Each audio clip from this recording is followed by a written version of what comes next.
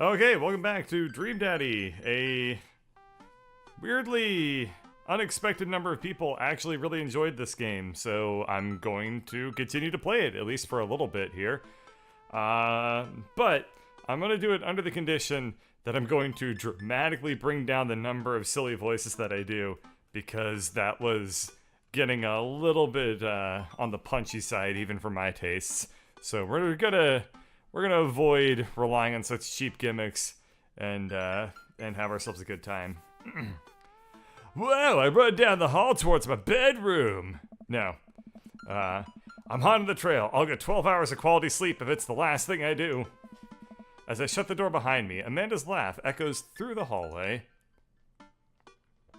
Well, that was a loading screen. If I may say so, this game has a lot of loading screens for what it shouldn't, right? Like, what the hell is there to load? Why does it have so many loading screens?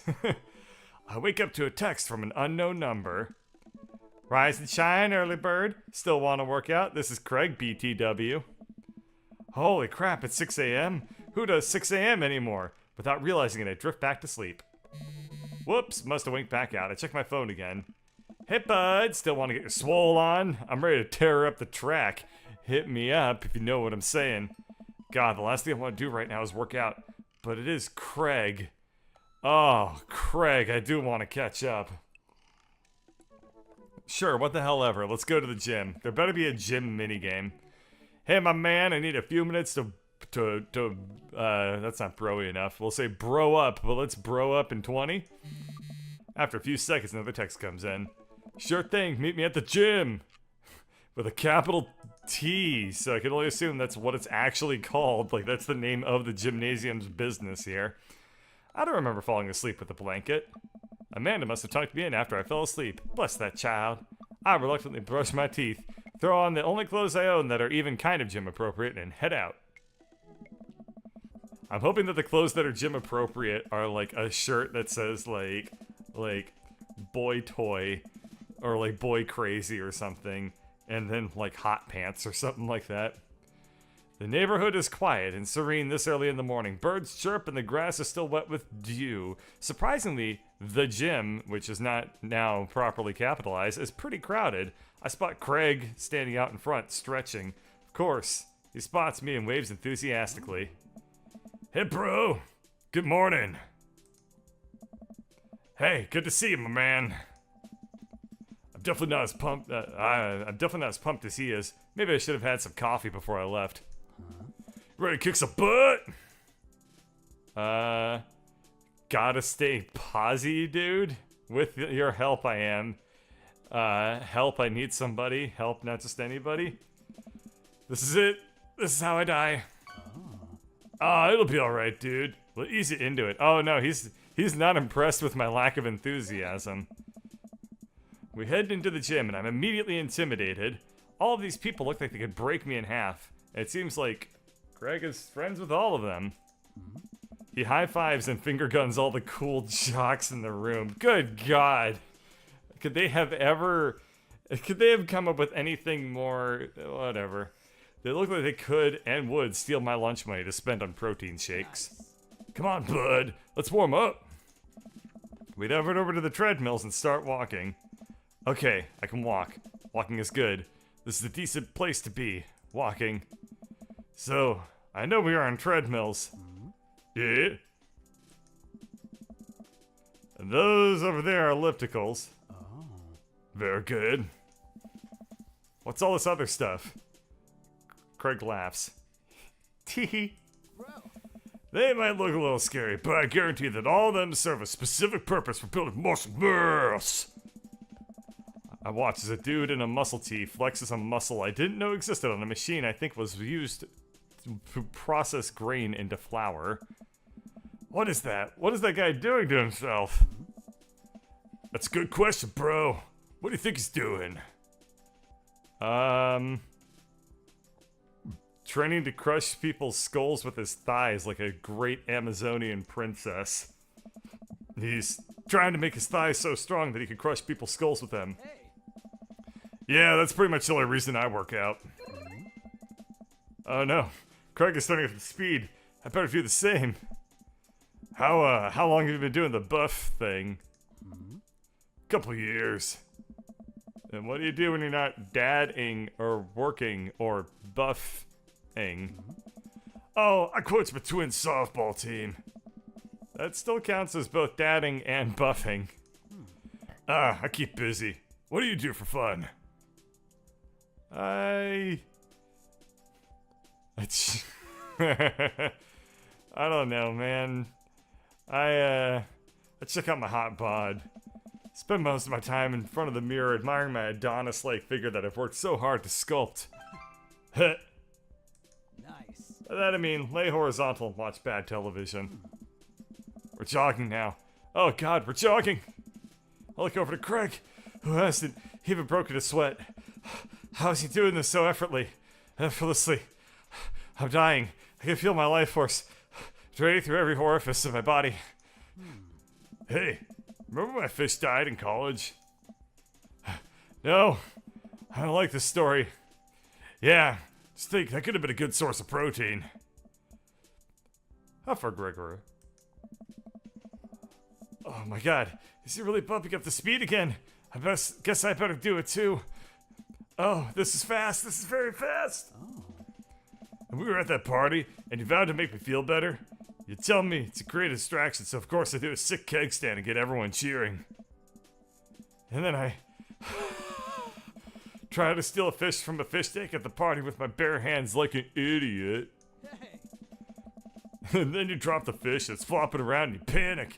So you run up to me post-keg stand with a dying, dirty fish in your hands that you scooped off the ground, and you're yelling at me that we have to leave. So we're running out of a frat party with a fish and trying to give him mouth-to-mouth resuscitation. And we get him home, give him into a bowl of water, but the prognosis was grim. And the next day he is alive and well. Nice. They never did catch the great fish thieves of Grand Ridge U. And they never... I actually might be hyperventilating if I keep doing this. Well. I shoot off the end of the treadmill and crash into the walls. Buddha, that hurts. Dude! Bruh! Are you okay? Craig offers me a hand and looks me over for injuries. I'm fantastic. I managed to stand up and rub my back. Doesn't hurt now, but I'm sure it will later. You have to push yourself like that. Always know your limits. Well, I think I might call our gym adventure here. You sure? Yeah. Alright, well, here. Brought you this. Craig hands me a shaker bottle full of thick green liquid. I stare at it with must be a apparent distaste. It's a protein shake, bruh. Oh, thank you. He wants me to drink it. Oh boy, here it goes.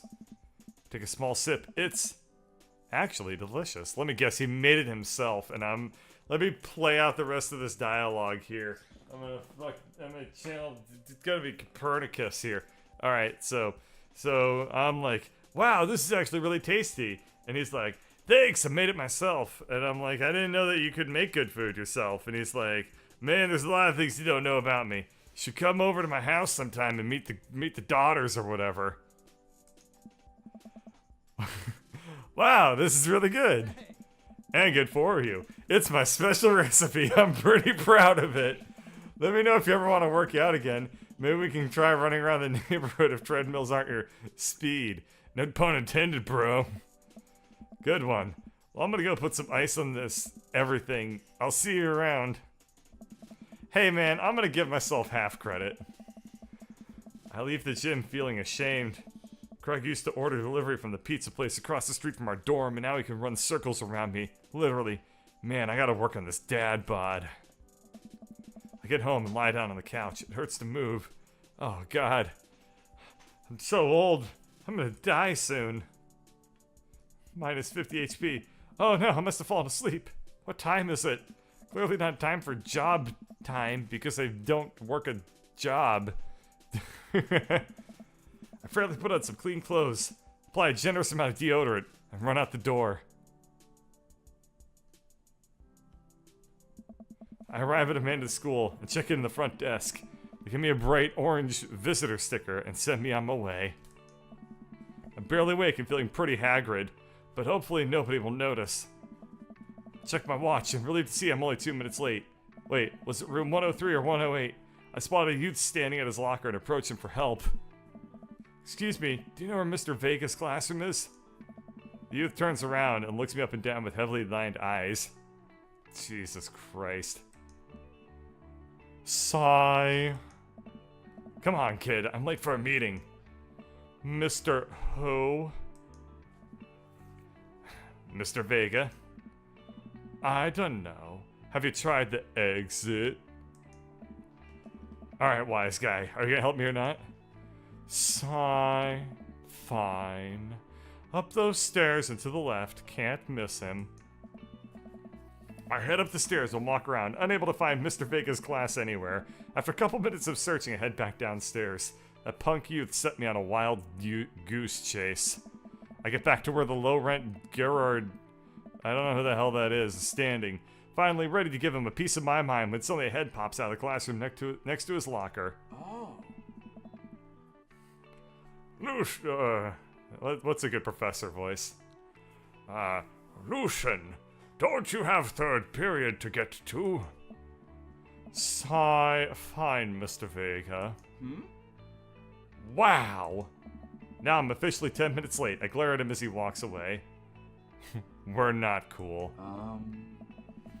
You must be Bird. This period's almost over. Would you mind waiting in the back? Mr. Vega leads me in and I take a seat in one of the comically small students' desks in back. I might get stuck in this. Alright, where were we? Now, who can tell me about the unreliability of the narrator in J.D. Salinger's Catcher in the Rye? Yes, Colin? Colin stands up and does the thing where he blows into the crock of his elbow to make a fart noise. The whole class erupts in laughter. All right, everybody. Very funny, Colin. Please, sit down. Now, Holden Caulfield is an unreliable narrator in the sense that the bell for the end of the period rings. All of the students immediately get up and make a break for the door. Sweet man Chago. The hell did he say? Sweet man Chaco? Remember to do the reading and answer the response questions on page 194 of your textbook. Excuse me. Nobody's listening. Oh. Or not, I guess. Mr. Vega turns to me and laughs. Ha ha ha! Middle schoolers, right? Don't you teach high schoolers? Both. You know, budget cuts. Right. Thanks so much for coming in. No problem, Mr. Vega. Please, call me Hugo. Hugo Atticus Vega III. I don't know. I don't normally do these impromptu parent/teacher meetings, but as I'm sure you know, Amanda's a very bright student, and I'm concerned about her recent behavior. What's going on? Amanda has never been the most engaged student, but I know she cares. Recently, she's been falling behind.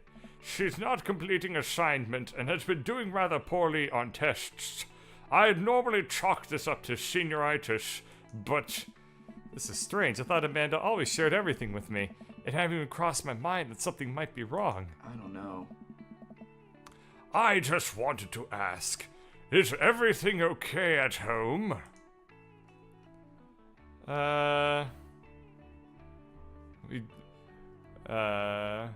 We just moved. Well, we just moved recently, but it was only to the other side of town, and Amanda was more excited about it than I was. See if you can talk to her about it. I know she values you as a great deal and would appreciate your guidance. If she keeps heading down this road... I know how important art school is to her, and I would hate to see her miss out on scholarship money that she clearly deserves. I'll make sure to talk to Amanda. Thanks for letting me know, Hugo. Anytime. Now, would you like to hear me tell you a story about the founding of our great city? It started in 1901 as the great pioneers rode in on their taxi rocks. They came over here looking to defeat the communists.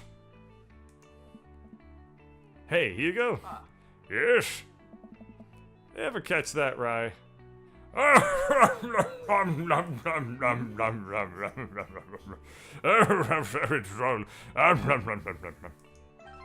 Yes.